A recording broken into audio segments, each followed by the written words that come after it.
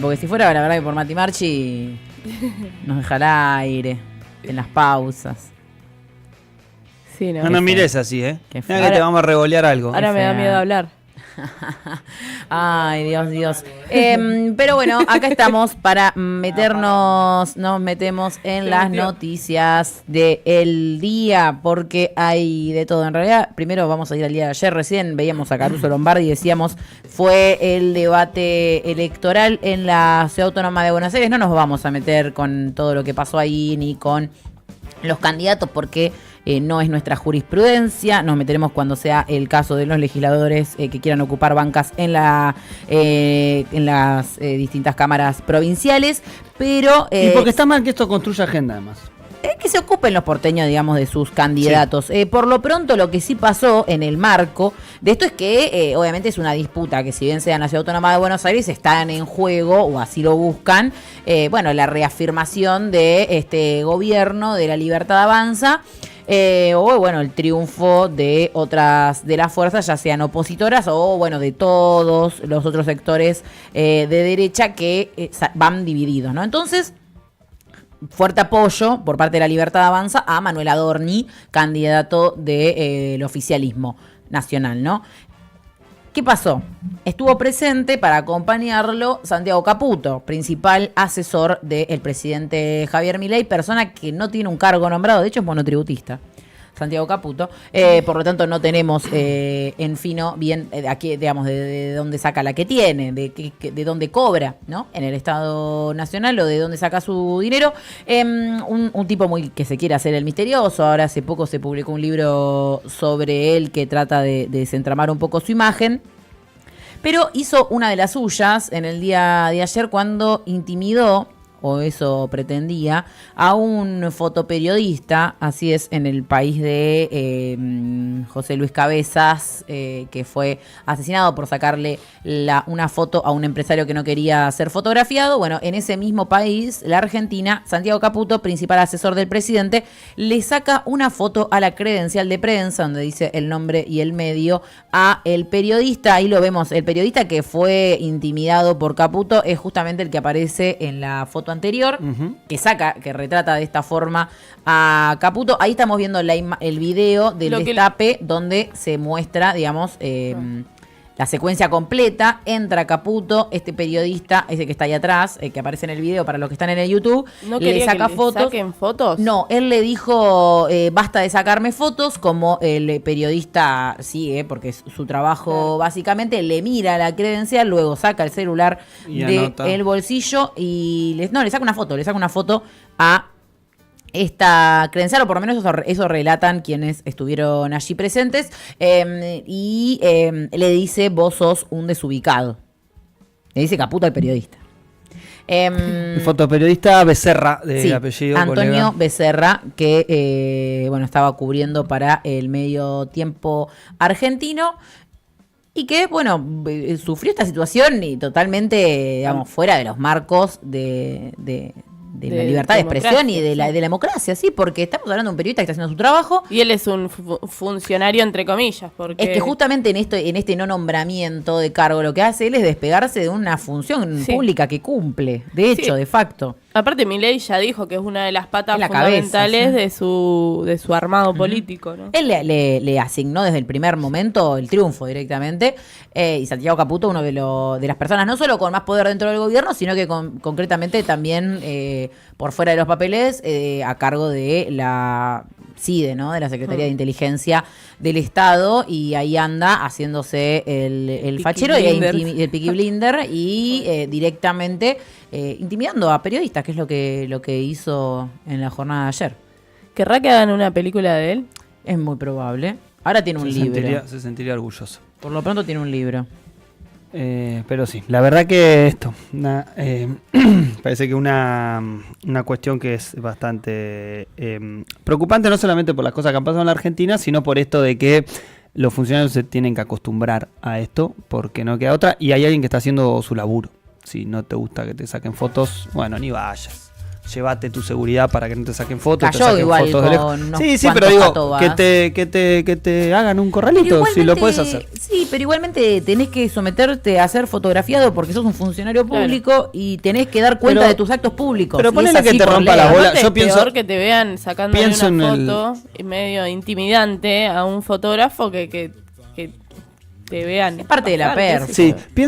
pienso en el caso, por ejemplo, de personalidades así que salen a la calle y que le rompían mucho las bolas esto, como por ejemplo, no sé, deportistas, famosos Pero no y demás. tienen la obligación de dar cuenta de sus actos públicos, como sí Santiago Caputo. No, eso está claro. Digo, te puede joder y está bien que te jode y está bien que en un momento le digas, sacame las 2 fotos que tenés y listo, y no me saques más y ya está. Porque vos me gatillaste 4 o 5 veces, listo, ahora me seguís 5 cuadras Mirá lo más. producido que cayó. Él quería que le saquen fotos.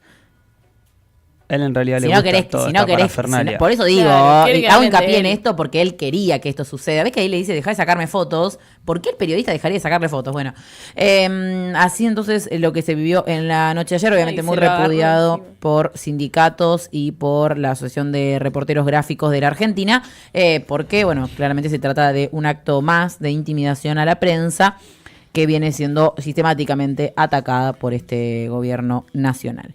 Hablando del gobierno nacional, nos quedamos en este tema porque ayer lo anunciábamos, hubo reunión del Consejo del Salario virtual.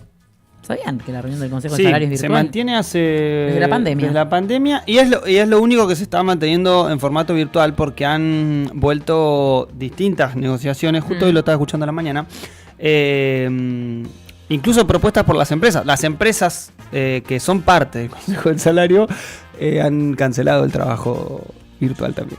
Algunas. Rarísimo. Bueno, lo que sí sabemos y que no nos sorprende para nada es que no se llegó a un acuerdo. Este martes se decidió pasar a un cuarto intermedio en el Consejo del Salario porque la idea era llegar a un acuerdo entre las centrales obreras, las empresas y el Estado como mediador.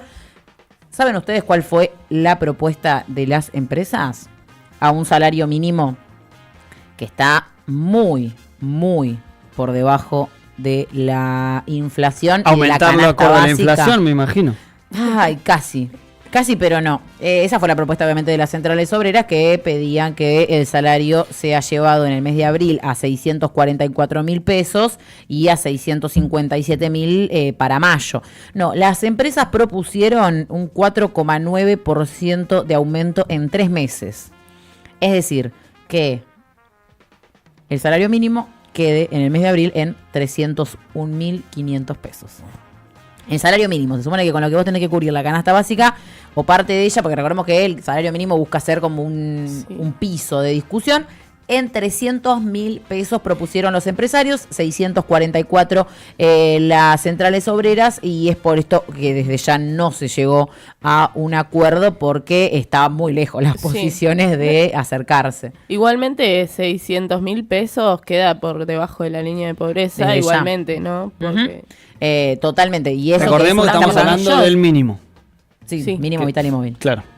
No, digo porque no es, no estamos no es hablando un del salario promedio sí, ni. de un salario. No, es el salario piso, pero igualmente Pero si bueno, el piso el- es el piso estamos hablando de la mitad de la canasta y básica es familiar. la mayoría de las personas perciben un salario mínimo en el país. Y por lo menos en Porque el no- mundo no registrado se en el regula mundo bastante registrado por puede el ser, salario mínimo. pero en lo formal no es. No, es, obviamente. pero- Nah, el mundo formal tampoco se rige mucho por el salario mínimo vital y móvil. No, lo que hay son. ¿Cómo se llama esto? No, después vos tenés los convenios colectivos de que sería trabajo. una tenés- parte y media. Bueno, claro, sí, 2 salarios mínimos, un salario mínimo y medio y demás. Esos serían los salarios. Sí, eso sí, pero bueno, en términos generales es un monto que, como dice Male, le pega más de lleno al sector no registrado, que sí se regula en gran medida. Recordemos que después de algunos programas que estaban en su momento anclados al consejo, al monto del salario mínimo vital y móvil, ya no lo están, como es el caso del ex potenciar trabajo, actual volver al trabajo, no está más anclado a esto, así que más allá del cambio, que es muy probable que ahora el gobierno lo haga por decreto.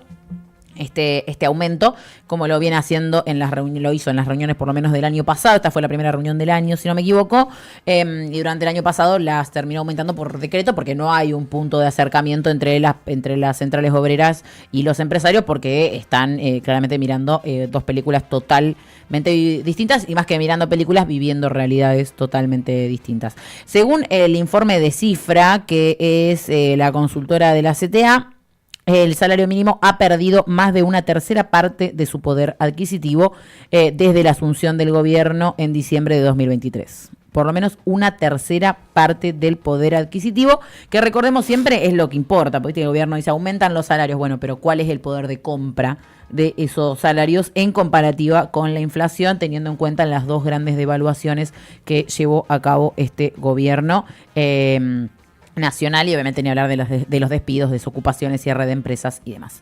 Y por último, hablando de trabajo y de reclamos sindicales, hoy moviliza la CGT.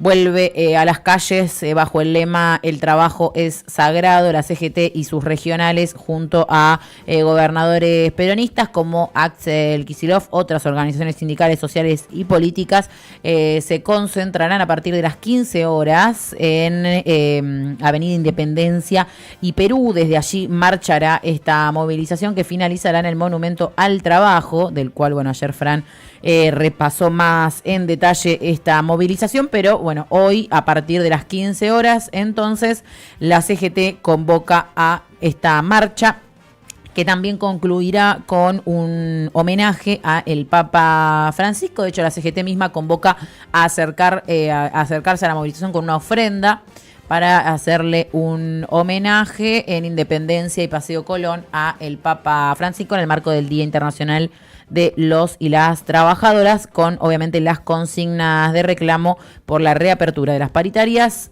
también contra las medidas de ajuste, la represión del gobierno de Javier Milei, e incluso, dicen desde la CGT, la sumisión de las órdenes que imparte Cristalina Georgieva a la Casa Rosada. Forman parte principal de los reclamos de la jornada de hoy, sumado desde ya a, como todos los miércoles, el reclamo por el aumento de la mínima y de las jubilaciones y pensiones, y la entrega de los medicamentos, entre otros de las consignas y reclamos que forman parte de del plan de lucha habitual de las organizaciones de jubilados, que se reúnen todos los miércoles en las puertas del Congreso, como se repetirá en el día de hoy. Obviamente con esta particularidad de que las movilizaciones no se van a dar en conjunto.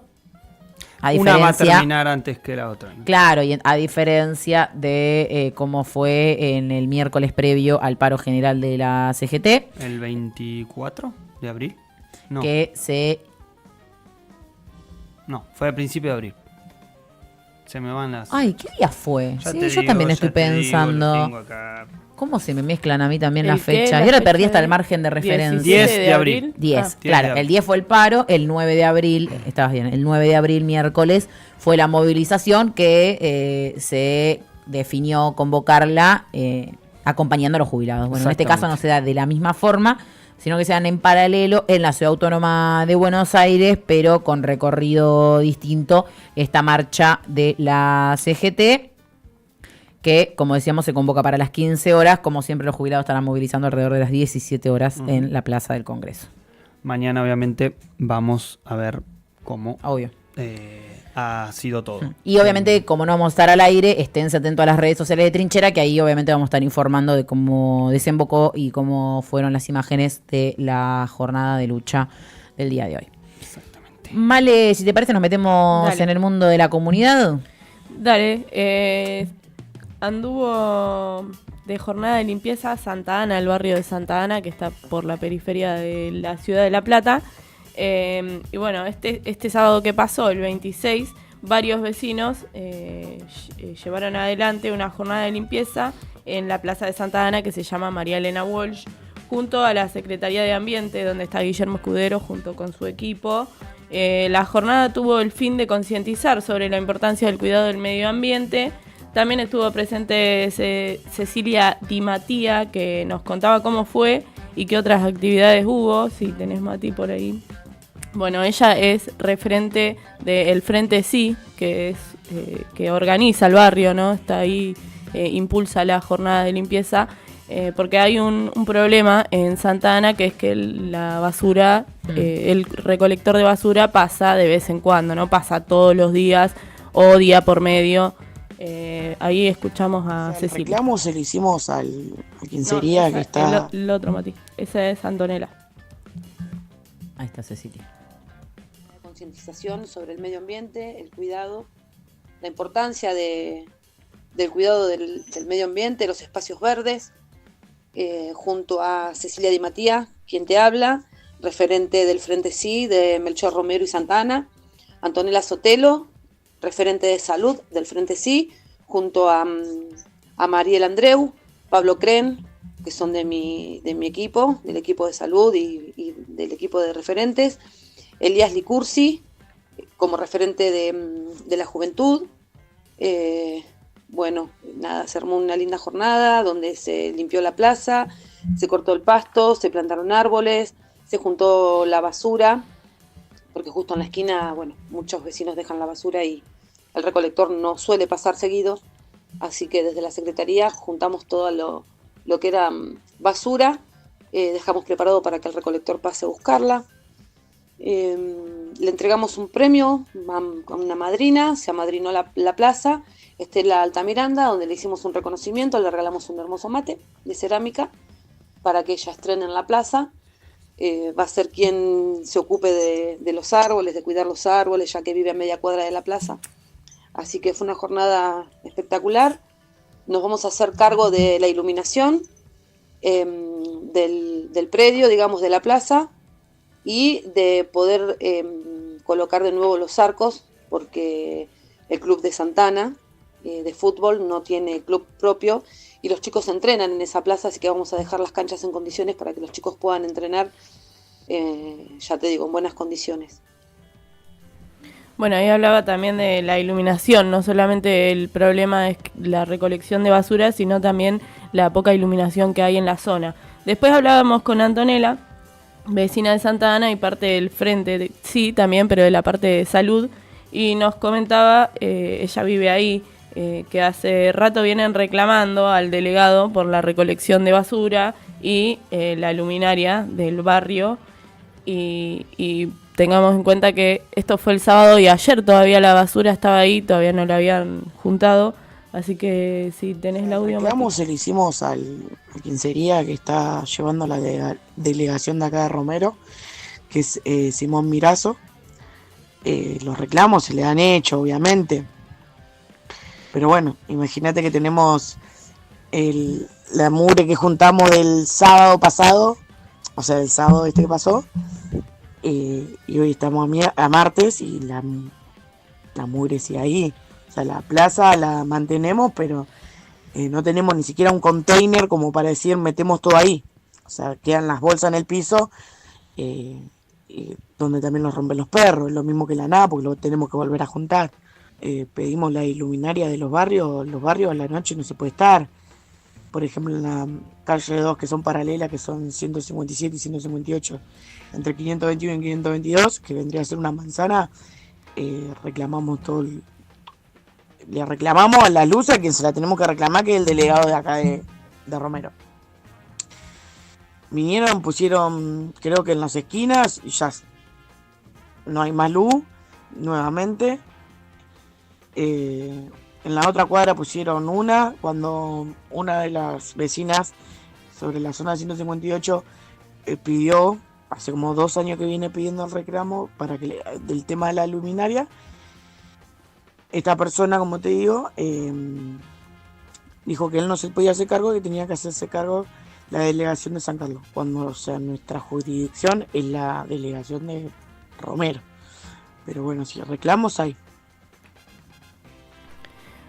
Bueno, el delegado obviamente no da respuestas, le han escrito una nota, me contaba Antonella, y todavía están esperando que le respondan por este mismo tema de la recolección de basura, siguen insistiendo, sí. y no no hay respuesta. Sí, con el tema de la basura en la Ciudad de La Plata hay toda una discusión hace muchos años, principalmente porque las concesiones se firman con esta empresa Esur desde hace décadas, por lo menos desde los 90 para acá, se le renueva el contrato sin ningún tipo de, digamos, cuando se ha intentado a través del Consejo Deliberante, digo porque la última renovación de contrato fue durante los últimos tiempos de Garro, y se hacen sin ningún tipo de crítica sobre la gestión de la basura y el funcionamiento de esta concesión de la empresa, que hace años que tiene críticas y que nunca tiene que dar, nunca se la sienta a dar explicaciones de por qué funciona, de cómo funciona la recolección de la basura, que muchas veces se mejora dentro del casco urbano, pero en las periferias, en los barrios, se terminan haciendo incluso niveles de basurales que terminan obstruyendo calles completas, porque los vecinos no tienen a dónde llevar la basura. Muchos barrios se terminan organizando para, bueno, poner un lugar y demás, pero terminan generando basurales a cielo abierto. Y no solo contamina y es un problema para la plaza, donde están los pibes, donde pueden haber ratas y demás, un montón de problemáticas de salud.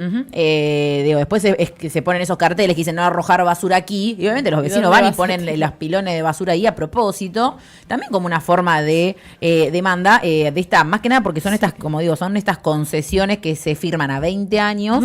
Y aparte también eso, un barrio que no tiene luz, el camión de basura tampoco querrá pasar. Son barrios que están en la periferia donde hay mucha inseguridad y demás.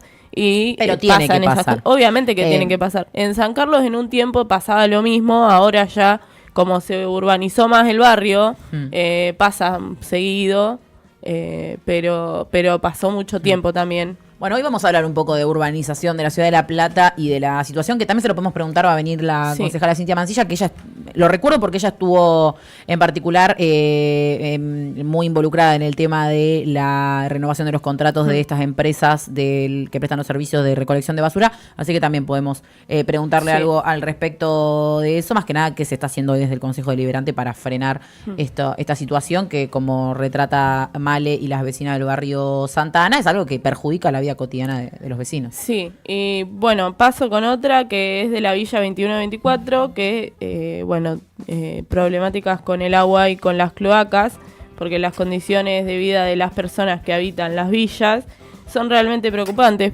por la poca agua y una poca obra pública, ¿no?, que el gobierno nacional no ejecuta,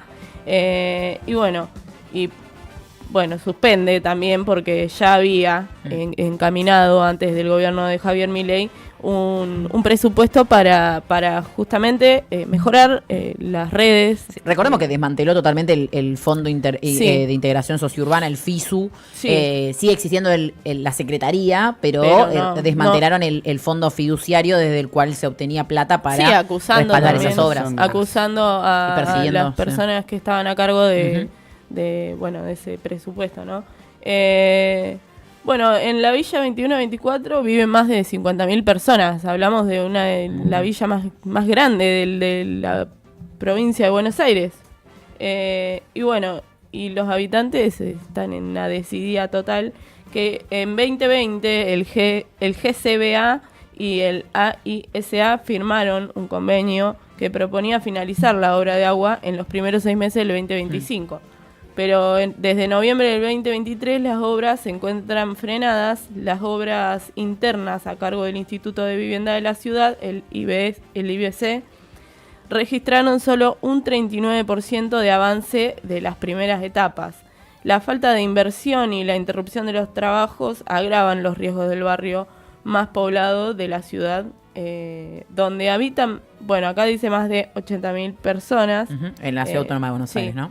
Y las cuales el 40% son niñas, niños y adolescentes, según los datos obtenidos en el relevamiento de condiciones ambientales de la Villa 2124, ahí en Zabaleta, realizado por el Observatorio Villero de la Poderosa, de la Garganta Poderosa, ACIJ y Fundación Temas. Solo el 26% dispone de conexión de redes formales, únicamente el 37% recibe agua suficiente las 24 horas del día, y solo el 12% refiere recibir agua sin olor, color o sabor. El escenario es crítico porque las enfermedades diarreicas y las infecciones respiratorias agudas son las principales causas de mortalidad infantil y ambas están relacionadas directamente con las condiciones de acceso a servicios de agua segura. Esta información la brindó La Garganta Poderosa con un Qué estudio locura que que ellos mismos tengan que hacer incluso de los propios informes, ¿no? Sobre la cantidad de... no hay datos oficiales sobre cuántas cloacas hay, cuánta Sí. gente accede a agua potable, en qué condiciones se vive, más que obviamente los datos de después la encuesta permanente de hogares y demás, que nunca se utilizan para hablar en concreto de estas situaciones. En un barrio que decías 80.000 personas, Sí. de las cuales, ¿cuánto dijiste? El 80% son mujeres y niños. Sí, más, a ver, déjame chequear. O sea, estamos hablando de una población sumamente vulnerable que requiere de una atención aparte urgente. 40%. 40%, de sí. niños y niñas y adolescentes. Ujú.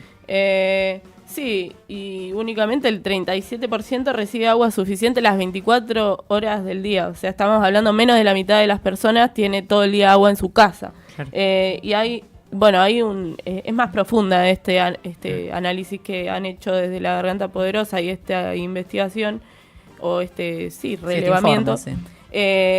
Y también habla de las pocas en las viviendas que por ahí no todas tienen baño, no tienen la verdad las condiciones son terribles y el Estado obviamente brilla por su ausencia, ¿no? Tema que también después brilla por su ausencia en los debates, como por ejemplo ayer que hablábamos esto, ¿no? Las De la villas Ciudad ya no Autónoma de existen, Buenos directamente. Aires.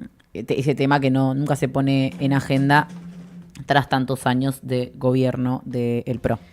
Sí, y bueno, la verdad que las villas necesitan, ¿no? Asistencia, necesitan que el Estado esté presente porque donde se forman villas es porque la gente no tiene dónde vivir, está totalmente en la calle y bueno, se empiezan a generar todas estas condiciones de hacinamiento. Estamos y demás. hablando igual de la villa de esta 21-24 de Zabaleta. Estamos hablando de una villa que debe tener más de 25 años seguro. Sí. Seguro.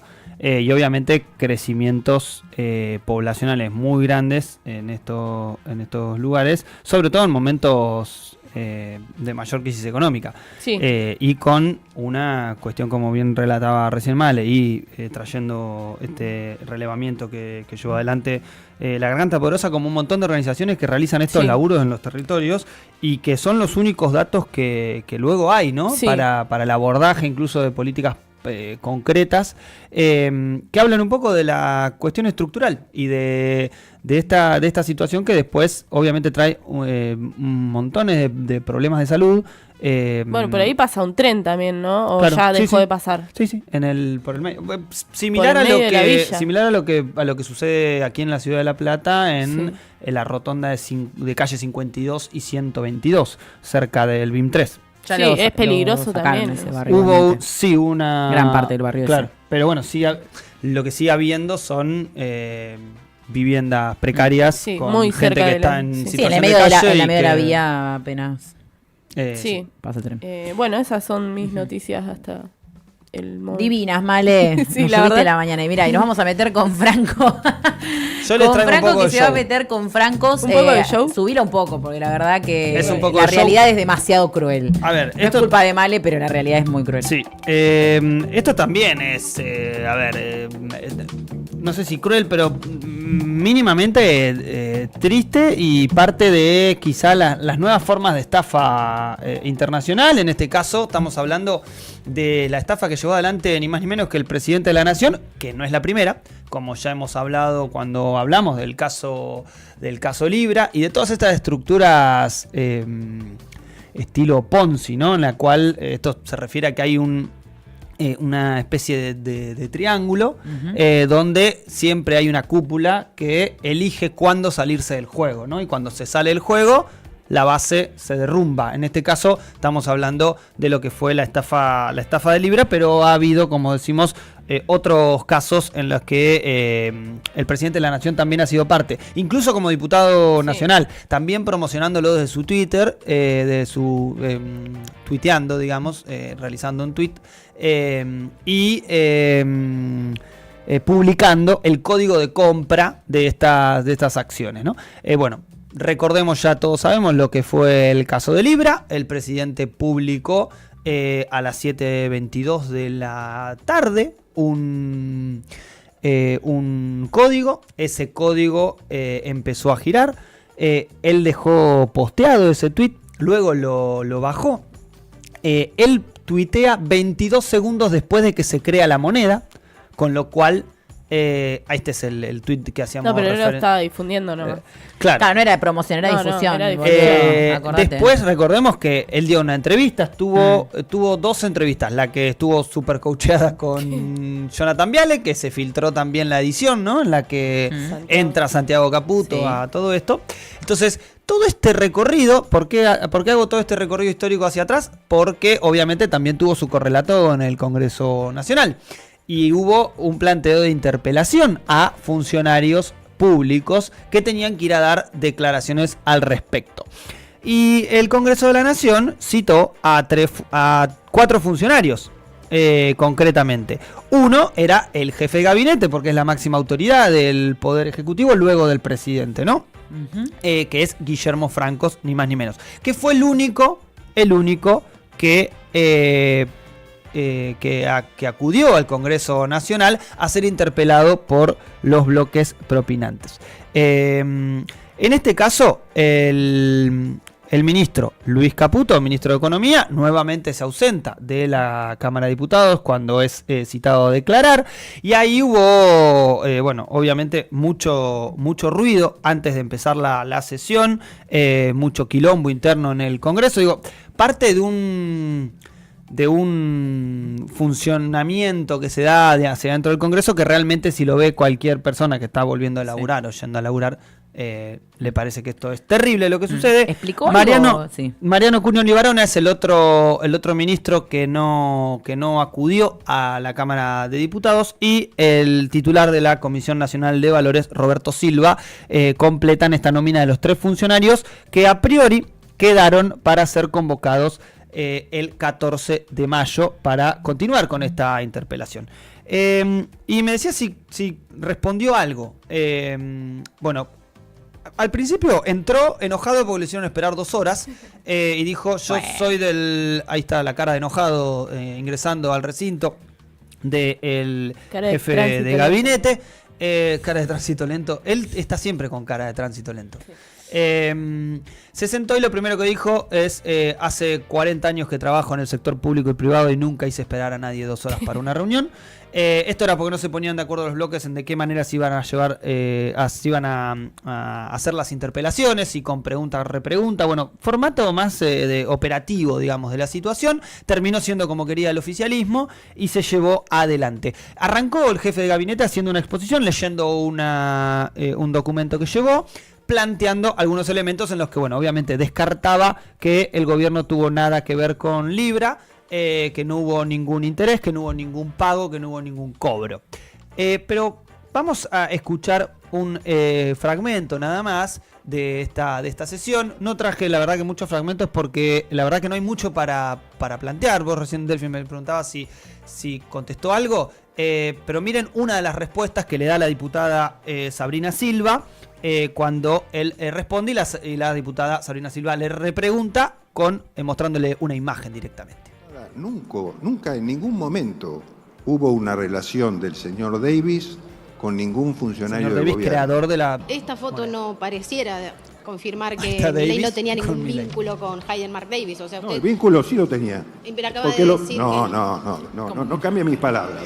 Diputada. Bueno, esto fue así todo, fueron 4 horas y media más o menos. Lo mandaron a poner la cara, digamos. Juro por Dios que era... o sea, sirve a la noche como que uno se aburre en un momento y dice, este es el plan. El plan es un poco aburrir y después hacer enojar con una cuestión de mentiras. Un no sé constante, Eso no lo sé, eso no lo puedo afirmar, ¿no? Muchos de estos elementos. Por ejemplo, hubo una pregunta que es muy interesante y que quizás es el meollo de la situación, porque en el alegato que hace el jefe de gabinete ante la Cámara de Diputados, lo que afirma es que el presidente, como él dijo, él todo el tiempo hace referencia a esto, como él dijo en esa nota con TN, como él dijo, adquirió este token para comprar la moneda Libra a través de información pública. Y ahí todos dicen, mirá, nosotros venimos en comisión, dicen los diputados, trabajando esto, trajimos expertos a la comisión para empezar a indagar alrededor de cómo funciona la criptomoneda y además quién es la persona que aparece con este código de compra. Es que justamente el mismo Hayden Davis en declaraciones ha dicho cómo era el modus operandi en el cual buscaban a personas de gran resonancia pública para hacer la publicidad. Para hacerle la publicidad y que esa era la trampa de estas criptomonedas, digamos, que la publicite alguien con gran llegada, digamos, no hay mucho más que eso, digamos, no es que uno puede llegar a estoy transitando la web, la internet y llego a esta criptoestafa. ¿Cuál es el punto de esto? Que acá es el agujero negro de la construcción retórica que quiere armar el gobierno en clave de quitarle responsabilidad, no solamente a Milei, sino además al gobierno y sobre todo a Karina. Y sobre todo a Karina Milei. Porque ahí hubo una... ahora voy con un punto de por qué tanto escudo sobre Karina. Pero la publicación de Milei se da 22 segundos después de que se crea la moneda. Si esto está comprobado. Nadie en el mundo publicó el código para la compra de Libra antes que Milei. Con lo cual, no era información pública. La gran pregunta es, bueno, si era información pública y el presidente dice que era información pública, que diga quién le dio la información. Y ahí está el principal punto. Sí, que él es presidente. En la nota con Mauro Viale decía, pero es mi cuenta personal. Pero es la cuenta personal de un presidente de la nación. Eso ya es algo que no tratan de defender porque no te creas porque Franco dijo Milei estaba en Olivos al momento de la publicación, como si eso le quitara peso de que como estaba en Olivos y no estaba en Casa Rosada. Sí, pero cuando es interpelado, cuando dice esto, de hecho lo siguen usando como una defensa. de las diputadas que lo interpela con esto y directamente él ya no responde, la diputada Victoria Tolosa Paz le plantea que le consulten a Elon Musk qué significa el tic gris, ¿no? Que es concretamente un representante del Estado, en este caso el jefe del Estado argentino y de hecho diputados también de otros bloques, de Democracia para Siempre, por ejemplo, le planteaban, usted es abogado como nosotros, sabe muy bien que cualquiera que está en un cargo público representa ese cargo en todos los ámbitos de su vida y las 24 horas del día, los 7 días de la semana. Con lo cual, aclarándole este tema del cual obviamente Francos no profundizó. Pero, ¿por qué decía lo de Karina Milei? Sí, último. Porque estaban obviamente los diputados de la Libertad Avanza, también presentes en el recinto, y funcionaban como tribuna, ¿no? Aplaudiendo obviamente al jefe de gabinete, abucheando e interrumpiendo a diputados, pero sobre todo, saliendo a atacar cuando muchos diputados hacían referencia a Karina Milei y al rol de valijera, ¿no? Que es este manto las rutas que gira del dinero a Karina, y que es algo que vienen diciendo todos, porque estuvo el diputado Marino, que no la traje la locución porque era muy larga, pero hacía referencia de todos los casos de las estafas de Milei y en la que cada uno de todos esos casos hacían referencia a Karina como la valijera. Sí, concretamente como la que cobraba para no solamente los encuentros con Milei, sino también parte de los acuerdos que se iban haciendo. ¿Qué es lo que quedó de esto? Bueno, la verdad que una escena lamentable del Congreso de la Nación en clave de funcionamiento, en clave de cómo se visualiza hacia una sociedad que vamos a ser sinceros, nadie mira una sesión, o por lo menos no el público de a pie, estamos nosotros los que trabajamos con la información, y los que están en el microclima, si se quiere, de la rosca, pero después no es algo que se mire, y mucho menos esto que era una sesión especial, ¿no? Una sesión concretamente de interpelación.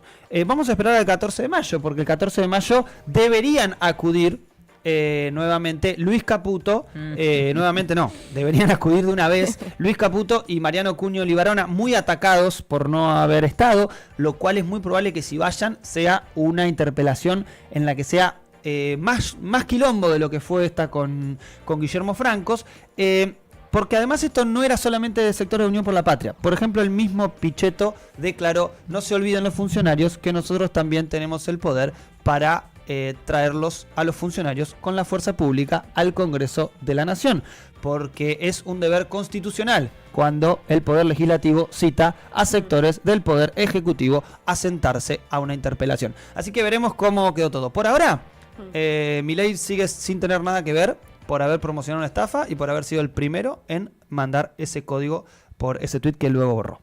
¡Amo! 10:05 de la mañana. Nos vamos a la tanda, que nos queda mucho más. La segunda hora, acuérdense, participan por 2 entradas para venir a un evento de la comunidad ferroviaria. Así que suscríbanse ya mismo. Le damos estos minutos para ser parte de la comunidad trinchera. Según la RAE, una trinchera es una zanja defensiva que permite disparar a cubierto del enemigo. En esta trinchera, batallamos con ideas